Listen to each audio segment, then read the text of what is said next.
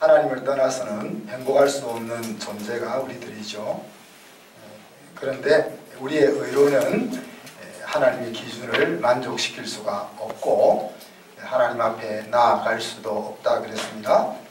심지어 하나님을 찾으려고도 하지 않는 존재가 우리라 그랬습니다. 그런데 하나님은 우리에게 다른 의를 보여주셨습니다. 우리의 반역을 없다고 해주는 것이 아니었습니다. 우리의 반역에 대한 대가를 자기 아들 예수님의 목숨으로 대신 치루어 주신 것입니다. 이를 통해서 누구도 하나님이 불의하시다 그렇게 말하지 못하게 하셨습니다. 그리고 하나님은 거기서 머무시지 않고 이제 그 아들이 나를 대신하여 죽었다 하는 사실을 받아들이는 사람들을 의롭다고 그렇게 하셨습니다. 더 이상 우리의 의가 아니라 있는 모습 그대로 하나님께 돌아오기만 하면 되는 그런 의를 우리에게 세워주신 것입니다. 하나님의 의라는 것은 하나님 앞에 설 수 있는 자격이라고 말할 수도 있습니다. 그것이 예수 그리스도의 십자가의 죽음을 받아들이는 사람이면 누구에게나 주어지게 되는 것이라 그 말씀입니다.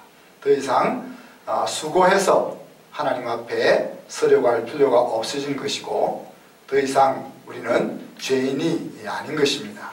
이제는 사랑받는 아들, 딸이라는 말입니다.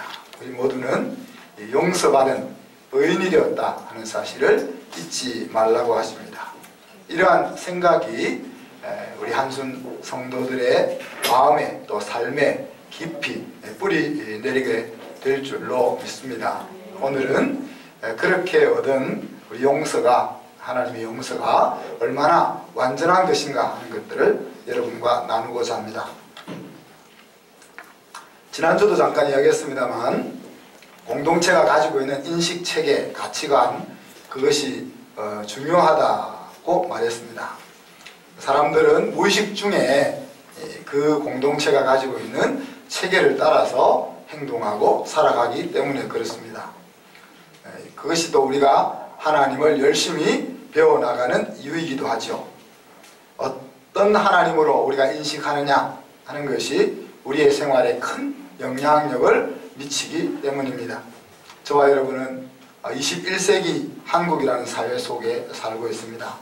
현재 저와 여러분이 살고 있는 우리 사회가 공유하고 있는 가치는 어떤 것입니까? 자녀가 좋은 대학 가는 것이 최고의 가치인 사회입니다. 내 집을 하나 마련하는 것이 인생의 목표가 되어 있는 사회입니다. 안정된 직장을 얻어야만 마음이 편안한 사회입니다. 건강하고 찌질하지 않게 사는 노후를 어떻게 마련할까 하는 것이 관건이 되어 있는 사회입니다. 내가 하고 싶은 것은 무엇이든지 하고자 하는 그런 사회입니다. 건강이 하나님의 자리에 놓여있는 그런 사회입니다. 이런 체계 속에 우리는 살아가고 있습니다.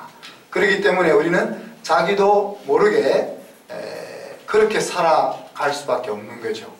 우리가 특별히 정신을 차리고 새로운 신경을 쓰지 않으면 우리도 모르게 그런 사회의 체계 속에서 생각하고 행동하게 된다는 이야기입니다. 근데 그렇게 살아서 정말 인생의 승리와 행복이 주어질 수 있다면 그것도 나쁜 것은 아니라고 생각됩니다. 물론 하나님 눈에 어떻게 보일지는 모르지만 그렇게 살아서 정말 행복할 수 있다면 이해할 수 있을 것으로 여겨집니다. 그런데 이제 그렇지 않은 것에 문제가 있는 거죠. 초대 기독교 사회에도 그런 교회를 위험에 빠뜨리는 큰 체계가 하나 들어오려고 했습니다. 바로 영지주의라는 사상이었습니다. 이 체계는 유대적인 생각이 아니라 헬라적인 생각에서 기독교를 이해하려고 하는 시도에서부터 출발되었습니다. 유대교는 본래 하나에서 출발되지만은 헬라 철학은 둘로 이원론적인 생각을 가지고 세상을 바라보고 평가하는 그런 체계를 가지고 있었습니다.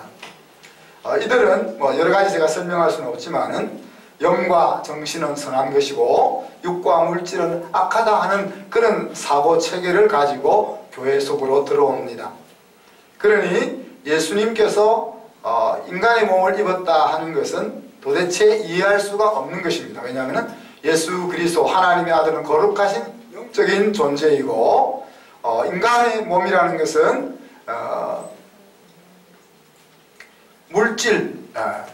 물질로 이해될 수 있기 때문에 영과 선한 정신인 하나님이 어떻게 악하고 더러운 물질로 육체로 이 세상에 올 수 있는가? 그래서 예수님이 진짜 이 땅에 오신 것이 아니라 가짜로 오신 것이다. 예수님이 오신 척한 것이다. 그런 사상을 이제 만들기 시작한 것입니다. 그래서 이 사상이 이제 우리가 윤리에서 잘 배웠던 거면 육이라는 것을 영을 가두고 있는 감옥으로 이해하게 되면 영을 육으로부터 해방시켜야 된다라는 생각이 지배하게 되고, 그러면 무엇을 하게 됩니까? 고행이나 금욕을 하게 되죠. 그게 이제 우리가 금욕주의라고 하는 스토이시즘에 해당되었고, 그와는 반대편으로 육은 지저분한 것이고 영은 거룩한 것이고 이 둘은 서로 상관이 없으니 내 영혼과 내 삶은 아무런 연관이 없다. 그러니 내 육체는 마음껏 내 하고 싶은 대로 즐겁게 살아가면 된다는 차원에서 이제 에큐피아니즘 해서 이제 쾌락주의가 이제 등장하는 겁니다. 그래서 이 둘은 결국 동일한 생각에서 다른 극단으로 치우치게 된 것이죠. 자, 이런 사상이 초대 교회에 퍼지기 시작한 것입니다. 여기서 이제 두 가지, 이 영지주의가 안고 있는 두 가지 문제는, 하나는 이 그노시스, 다시 말하면 거룩하고 신령한 지식, 비밀스러운 지식을 추구하려고 하는 생각입니다. 그래서 영지라고 이제 하는 거죠. 그러면 이 거룩하고 특별한 지식은 모든 성도들에게 주어진 것이 아니고 특별한 사람들에게만 주어지는 것이다. 이런 생각을 가지게 됨으로써 특권의식이 자리하는 거죠. 그래서 교회에서 이 영지를 깨달은 그런 신령한 사람들이 교회를 장악하고 지배해 나가는. 요즘도 그렇지 않습니까? 이제 신령한 분들 앞에 가면 우리가 주눅이 들고 괜히 죄인 같고 움츠려 되는 그런 모습이 더 광범위하게 펼쳐지는 위험을 안고 있는 것입니다. 또 하나는 조금 전에 이야기한 것처럼 이원론의 문제로서 신앙과 삶을 분리해서 이해하려고 하는 생각이 들어오는 것입니다. 자, 그래서 앞에서 이야기한 것처럼 그 영지주의의 가장 위험의 핵심은 예수가 그리스도라 하는 것을 받아들이지 못하는 것이고요. 왜냐하면 거룩하신 하나님이 더러운 인간의 몸을 입고 이 땅에 오실 수 없다 하는 그 생각 때문에 예수가 그리스도라는 것을 받아들일 수가 없는 그런 사상이 초대교회 소아시아 지역에 퍼져나가게 된 겁니다. 그리고 이러한 사상에 성도들이 미혹되기 시작하는 것이죠. 오늘날도 우리는 동일한 도전 위에 서 있습니다. 기독교가 한때 독재 정권과 싸우는 전면에 서서 있는 그런 사상으로 인식될 때가 있었지만, 기독교는 이제는 기독권층의 편에 서 있는 고리타분한 보수라는 사상이 오늘날 사회에 퍼져가고 있습니다. 그리고 기독교가 사회에 미치는 순기능이라든지 선한 영향을 알지 못하고 알지 않으려고 하기도 하죠. 그죠? 자기들의 종교적 신념에 함몰되어 있는 그런 집단이라는 생각들이 또 우리 사회 속에 퍼져가고 있습니다. 또 안으로는 내게 사는 것이 그리스도라는 신앙이 아니라 나를 위한 그리스도 내지는 교회 안에서만 그리스도인이라는 그런 생각들이 우리 성도들 가운데 편만하기 시작하는 이런 도전 위에 우리가 서 있다는 이야기입니다. 그래서 오늘 사도 요한은 예수님에 대해서 다시 소개하고 있습니다. 오늘 1절 2절에 보면 태초부터 있었던 생명의 말씀, 그분이 바로 예수 그리스도고 바로 그 하나님이 예수님이다. 그렇게 다시 짚고 넘어갑니다. 저와 여러분도 이 시점에서 예수가 그리스도라는 것을 과연 예수가 그리스도냐 하는 것들을 정확하게 다시 짚어봐야 될 시점이라고 여겨집니다. 그리고 그 예수 그리스도는 우리가 다른 사도들로부터 들었던 것이고 또 직접 우리가 눈으로 본 바고 또 보고 들은 것을 손으로 만지면서 경험한 그 하나님이 바로 예수 그리스도라 그렇게 이야기합니다. 그 예수님은 영원한 생명이고 생명의 근원이시며 바로 아버지 하나님이 보내신 아들 하나님이라. 그리고 그 예수님은 십자가에서 우리를 대신하여 죽어주신 바로 그분이다 라고 예수 그리스도를 다시 한번 정리해주고 있습니다. 그러면서 3절에 가면 그 예수 그리스도를 다시 너희에게 언급하는 전하는 이유를 말합니다. 너희들이 그 예수님과 사귐을 갖게 하기 위해서 내가 다시 예수 그리스도를 전한다 그렇게 이야기하는 거죠. 예수 그리스도와의 사귐을 갖게 하는 가장 중요한 원인은 뭐라고 했습니까? 자, 예수님과의 사귐은 우리의 인생에 기쁨이 넘치게 했어 그렇게 이야기하죠. 그리고 너희들도 그 예수 그리스도와 사귄다면 너희 인생도 기쁨이 넘칠 수 있어 라는 이야기입니다. 그래서 우리가 경험하였던 예수님과의 사귐을 통해서 경험했던 그 기쁨에 넘치는 인생을 너희들에게도 경험하게 해주고 싶다 하는 것이 사도 요한의 이야기입니다.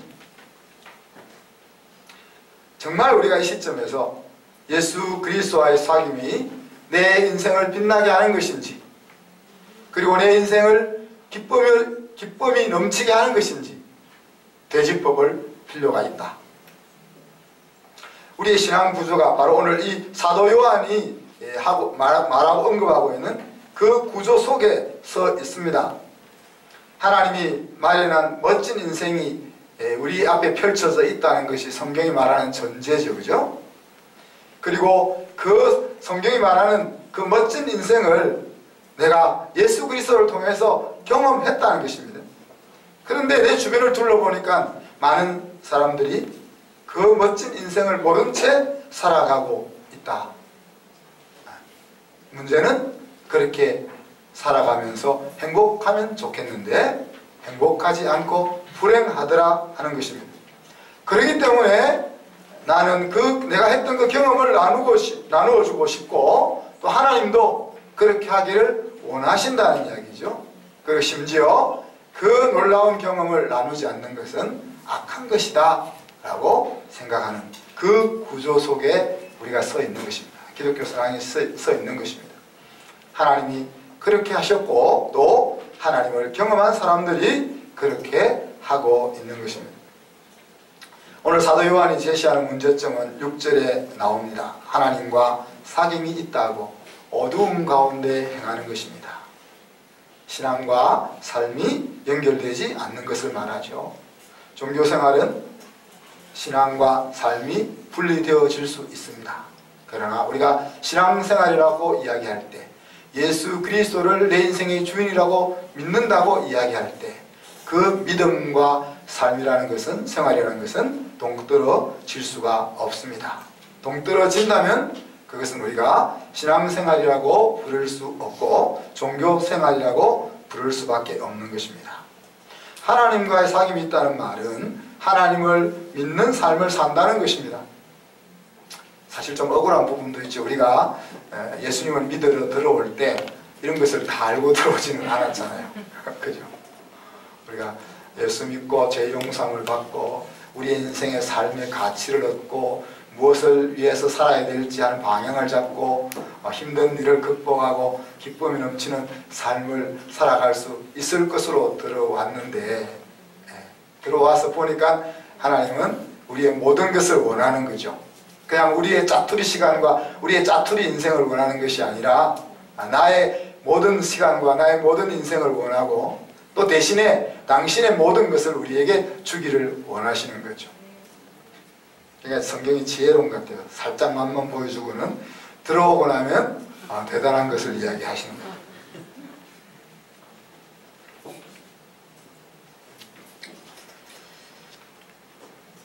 자, 그럼 신앙을 가진다는 것은 무엇을 의미할까요? 우리가 다른 사람에게 내 신앙은 기독교입니다. 저는 하나님을 믿는 사람입니다. 그렇게 말하는데 우리가 계속적으로 하나님과의 사귐을 가진다면 어떤 일이 일어날까요? 여러분 베스트 프렌드가 다 있으세요? 네. 자기 옆에 있는 사람이 베스트 프렌드죠? 자, 베스트 프렌드를 생각해 보면 이 하나님과의 사귐을 좀 쉽게 이해할 수 있을 것 같아요. 자, 우리가 하나님을 베스트 프렌드로 가지고 계속 사귀어 나간다면 하나님의 생각이 뭔지를 점점 더 잘 알게 됩니다. 하나님의 생각이 다 내 마음에 들지는 않잖아요, 그죠? 네.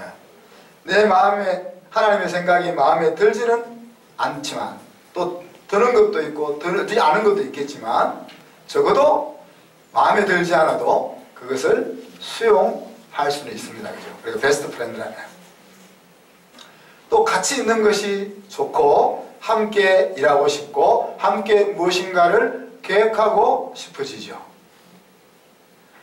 또 점점 함께 사귀다 보면 닮아가잖아요. 자기 옆을 한번 보세요. 자기 베스트 프렌드 닮아가는지. 네.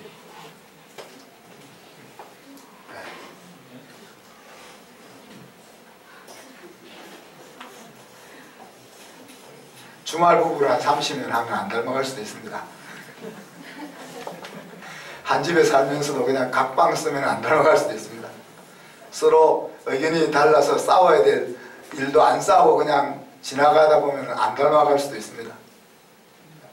한 달에 한 번만 만나도 마음으로 만나면 또 닮아갈 수도 있습니다. 그죠? 그래서 눈빛만 보아도 마음을 헤아리게 됩니다.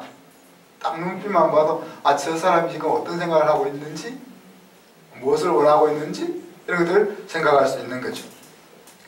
상대방을 향하여 항상 선입니다. 그죠?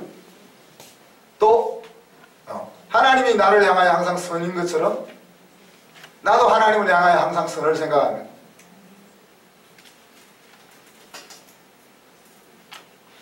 자, 하나님과 여러분 사이가 어떤지 한번 짚어보시기를 바랍니다. 우리가 베스트 프렌드와 계속 시간을 보내면 일어나는 일들에 있어서 하나님과 우리 사이에 어떤 일들이 일어나고 있는지, 어떤 관계가 세워지고 있는지 한번 짚어볼 수 있기를 바랍니다. 자, 그럼 하나님과의 사귐은 어떻게 하는 건가요? 우리가 베스트 프렌드라면 그냥 같이 만나서 같이 생각하고 계획하고 의논하고 영화 보고 밥 먹고 같이 어울리고 뭐 그렇게 우리가 사귈 수가 있습니다. 그죠? 근데 하나님과는 우리가 어떻게 사귈 수가 있나요? 자, 하나님과의 사귄다는 것은 시간을 함께 보내면서 마음을 연 소통을 지속적으로 하는 것입니다. 그죠? 그 일을 위해서 하나님 우리에게 말씀이라는 도구를 주셨습니다. 통로를 주셨습니다. 그리고 예수 그리스도의 죽음을 통하여 우리의 의견을 하나님 앞에 알려줄 수 있는 기도라는 길을 열어주셨습니다. 그래서 말씀과 기도라는 통로를 통해서 우리는 하나님과 소통하며 시간을 함께 보내며 사귈 수가 있습니다. 그렇게 사귀면은 우리가 아까 말씀드린 것처럼 공유하는 생각들이 생기게 됩니다. 그죠? 그래서 하나님과 내 생각이 공유되는 그 지점에서부터 행동으로 옮기기 시작합니다. 다르게 이야기하면 깨달은 은혜를 순종하게 된다 하는 이야기죠. 그리고 그렇게 삶 속의 행동으로 옮긴 것들의 영향과 결과들을 다시 나누게 됩니다. 기도를 통해서 나누기도 하고 또 이렇게 하나님 앞에 나와 예배드리는 예배를 통해서 우리는 하나님 앞에 그 행동의 결과들을 보여드리는 것입니다. 근데 많은 경우 하나님과의 부모와 자녀의 관계는 있지만 사귐이 없는 경우가 많습니다. 그런 경우는 앞에서 말한 것처럼 신앙이라기보다는 종교가 되고 마는 것이죠. 사도 요한은 초대교회 성도들의 이러한 두 가지 문제를 지적합니다. 사귐이 있다면서 어둠에 행하는 것과 죄 없다 하는 것에 대해서 지적하고 있습니다. 하나님이 빛이신데 빛과 교제하면서 빛과 함께 있으면서 어두움 가운데 머무는 것이 가능한 것일까요? 잠시는 가능할 수 있겠지만 지속적으로 가능할 수 있을까요? 하나님을 만나서 하나님과 사귀면서 새로운 사상과 새로운 삶의 원리들이 계속 내 마음에 전달되고 있는데 내가 이전과 같은 생각을 가지고 계속 마음 편하게 살 수가 있을까요? 적어도 마음이 계속 불편해지는 거죠. 그죠? 빛의 열매는 착함과 의로움과 진실함이라고 했는데 반대를 생각하면 어둠의 열매는 뭡니까?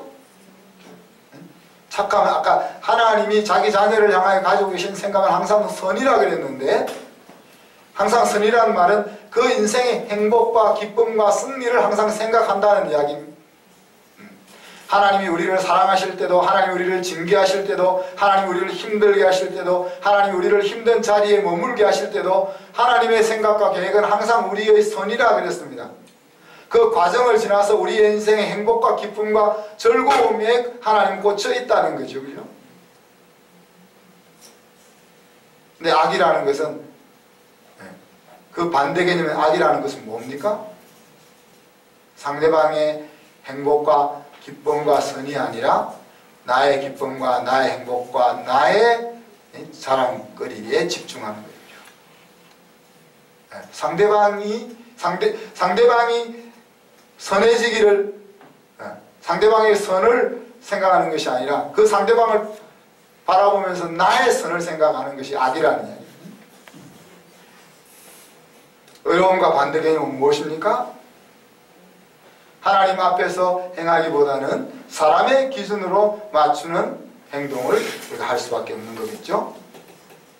그 진실함과 반대되는 부분은 무엇입니까? 자기 이익을 위해서 거짓을 말하는 그런 삶을 산다는 이야기입니다. 그러니까 빛과 함께 지내면서 어두움의 열매를 맺을 수 있겠냐 하는 이야기입니다. 빛과 계속 함께 있으면서 어두움의 모습을 불편해하지 않고 살아갈 수 있겠냐 하는 이야기입니다.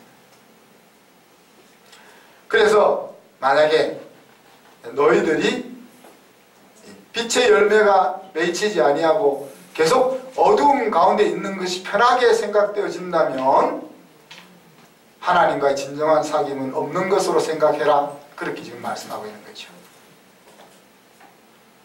두 번째 문제는 무엇입니까? 죄 없다 하는 것이었습니다. 자, 여기서 이제 이 죄 없다 하는 것을 깊이 생각해 보면 궁극적으로는 하나님을 반역한 것이 잘못이 아니라고 생각하는 것이라는 거예요. 하나님을 떠나서 하나님 없이 하나님 없는 인생의 승리와 행복을 생각한 것이 잘못이 아니라고.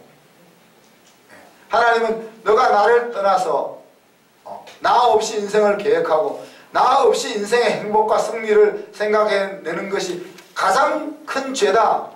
네 인생의 어려움의 가장 큰 문제다. 그렇게 말씀하시는데 그것을 거부하는 겁니다. 그것을 거부.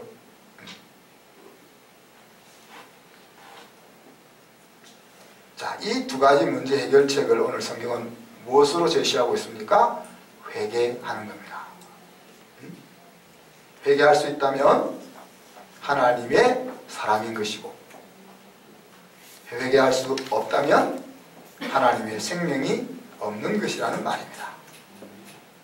그래서 오늘 말씀은 이 말씀 속에서는 두 가지 회개가 언급됩니다. 하나는 교제를 회복하는 회개, 또 하나는 생명을 얻게 하는 회개입니다. 사귐이 있다 하면서 어둠 가운데 행한다면, 계속해서 어둠 가운데 있다 보면 빛으로 나아가기가 점점 두려워지고 결국은 그 빛과 멀어지게 되는 것이죠. 비록 우리가 하나님의 자녀라 할지라도 하나님과의 사귐을 계속 멀리 하다 보면 어느덧 하나님 아들, 딸 아닌 것처럼 살아갈 수 있는 존재다 하는 이야기입니다. 거기서 완전히 끊어지느냐 끊어지지 않느냐는 하나님과 개인만 알 수 있는 이야기죠. 끊어질 듯 다시 이어진다면 돌아온 탕자가 되는 거고, 끊어져 버린다면 하나님 자녀가 아닌데 하나님 자녀인 줄 알고 붙어 있다가 결국은 자기 자리를 찾아간 것이라 하는 이야기입니다. 그래서 아무리 하나님의 자녀라 할지라도 하나님의 사귐이 제대로 이루어지지 않는다면, 오늘 사도 요한이 예수 그리스도를 통해서 우리 속에 있는 그 기쁨이 그런 사람에게는 존재할 수 없는 거죠. 그죠? 두 번째는 생명 얻는 회개죠. 생명 얻는 회개는 아까 말씀드린 것처럼 하나님을 떠난 것이, 내가 하나님이 되고자 하는 것이, 하나님 없는 인생의 승리와 행복을 계획하고 꿈꾸는 것이 내 인생의 가장 패착이다 하는 것을 받아들이는, 그것이 바로 생명 얻는 회개인 것입니다. 그리고 이 회개야말로 우리 사람이 가질 수 있는 가장 위대한 능력입니다. 우리가 다른 사람으로부터 잘못을 지적받을 때 마음이 불편합니다. 심지어 사랑하는 사람으로부터라도 당신에게 문제가 있다 그 말을 들으면 마음이 편하지를 않습니다. 그렇지만 쓴소리를 받을 수 있는 것이 진정한 능력이라고 말할 수 있는 거죠. 우리를 비난하기 위해서 쓴소리를 하는 것과 우리를 정말 아끼고 사랑하기 때문에 다른 소리를 하는 것을 우리는 구분할 수 있어야겠습니다. 사랑하는 사람이 하는 소리는 우리의 마음을 힘들게 할지는 모르지만은 그 쓴소리야말로 나를 정말 바르게 세우는 소리가 될 것입니다.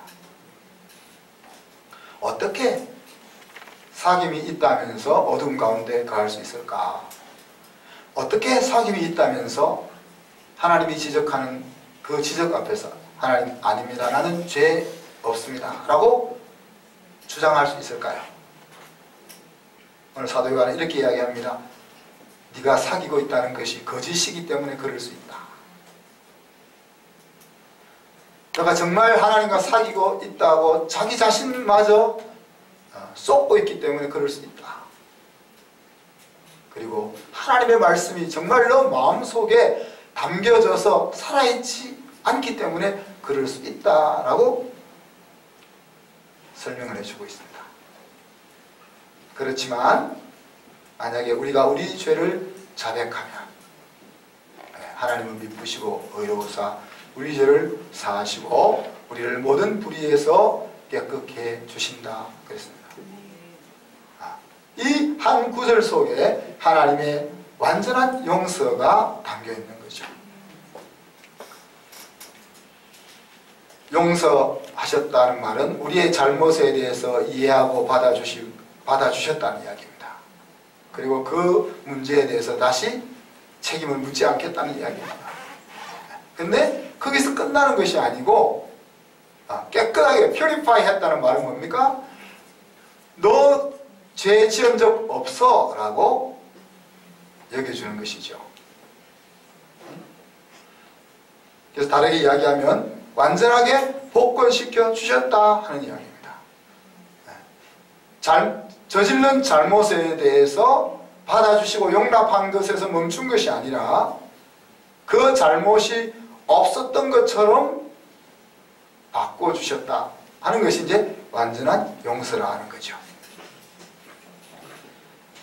다윗은 사실 위대한 하나님의 사람이지만은 위대한 만큼 우리가 저지를 수 없는 위대한 죄들을 지었습니다.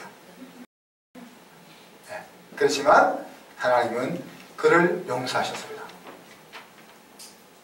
용서하시고 아까 복권시켰다는 말은 그런 잘못을 저지른 사람은 왕의 자리에 앉을 만한 존재가 못 되잖아요. 그래서 이제 너 수고했으니까 수고했다. 이제 너 아들한테 왕위를 물려주자. 그렇게 안 하시고 계속 그 왕위를 수행하게 하셨다는 거예요. 제가 자주 말씀드립니다만은 사람은 이 용서를 하기가 참 쉽지 않습니다. 한 번, 두 번, 세 번 용서해 줬는데 계속 반복해서 잘못을 저지르면 다시 그 일을 맡길 수 있겠는가? 우리 리니가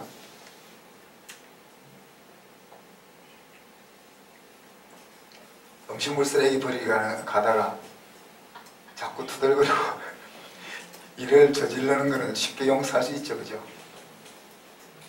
그것도 용서 안 돼요? 자, 그런데 이제 그런 이제 쓰레기 엎어뜨린 거는 우리가 그래 없었던 거를 이렇게 수고했다 뭐 그리고 다시 또 우리 쓰레기 버리러 보내죠. 자, 그런데 뭐 10억, 100억이 오고 가는 계약을 우리가 다시 맡길 수 있겠냐 생각하죠. 우리가 직장 생활을 할 때 실수를 해가지고 100만 원, 200만 원 회사에 손해를 끼쳤습니다. 뭐 일하다가 손해를 끼쳤으니까 사장님은 열받지만 어떡하겠어요. 그리고 월급에서 제할 수도 없고 월급에서 제하면 또 인사익한 사장이라고 이야기할 거고 그래서 울먹여서 그렇게 용서할 수밖에 없잖아요. 근데 그렇게 두 번, 세 번 그런 일을 저지른 사람에게 10억, 100억짜리 계약을 맡길 수 있겠습니까? 그것을 이제 정말로 용서했다면은, 정말로 완전하게 용서했다면은 100만 일 저지른 것에 대해서 완전히 잊어버려야 돼. 얘는 100만 원짜리 일 저지른 적이 없어. 그래서 그냥 지금 100억짜리 이 일을 맡기는 것이 처음이야. 그래서 그 일을 맡겨주는 것이 완전히 용서했다는 것에 표가 되는 거죠. 그런 일이 쉽지 않다는 이야기입니다. 근데 하나님이 그렇게 하신다는 이야기죠. 베드로는 예수님을 3번이나 저주하며 부인했습니다. 우리는 한 번만 우리 친구한테 저주를 들으면 다시는 안 보고 싶잖아요. 그죠? 근데 예수님은 그를 예루살렘 교회의 대표자로 세워서 당신이 하실 일을 온전하게 맡기셨습니다. 오네시모는 노예로서 주인 빌레몬의 재산을 축내고 도망간 노예입니다. 사도 바울은 그를 만나 복음을 전하고 그가 복음의 일꾼이 되었을 때에 그를 온전히 신뢰하고 자기를 섬기는 기회를 주었습니다. 그래서 그 일을 온전하게 하기 위해서 자기 믿음의 아들 빌레몬에게 편지를 써 보내잖아요. 한번 배반한 놈은 또다시 배반한다는 것이 사회 통념 아닙니까? 그죠?